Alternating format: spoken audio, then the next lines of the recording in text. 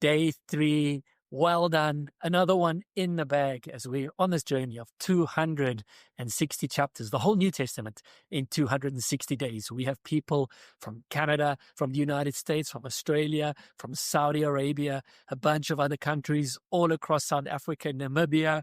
Welcome. You are part of that as we're doing this together. Matthew chapter 3, as we've been reading in day 3 here.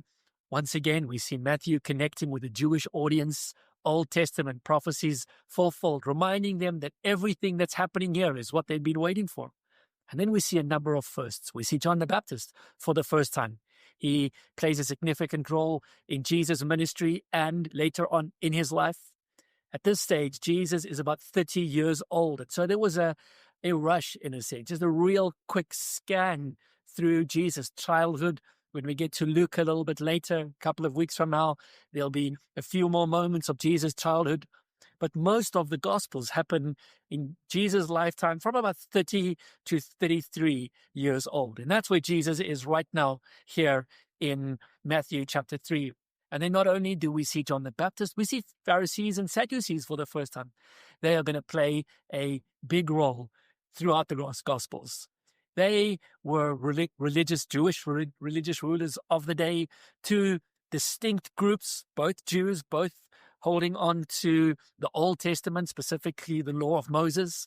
The one group, though, was more focused on the synagogue and ministering to the people, and the other group was more focused on ministering in the temple. So it's a synagogue group and a temple group.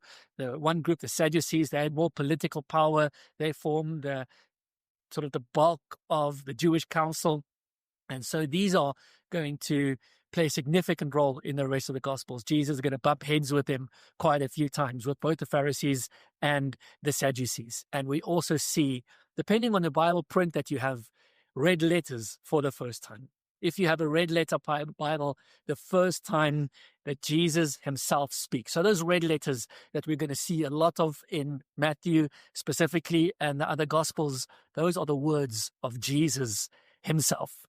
And then Jesus' baptism. Here we see such a beautiful picture of the Trinity, the Father, the Son, the Holy Spirit, all appearing at the same time, in the same space, in their own unique ways, and just such a beautiful picture of the glorious mystery. Jesus' ministry is about to start. He has been filled with the Holy Spirit. He has been baptized. All righteousness has been fulfilled. And tomorrow we see the first of the miracles, the life of Jesus, the ministry of Jesus. Matthew chapter 4.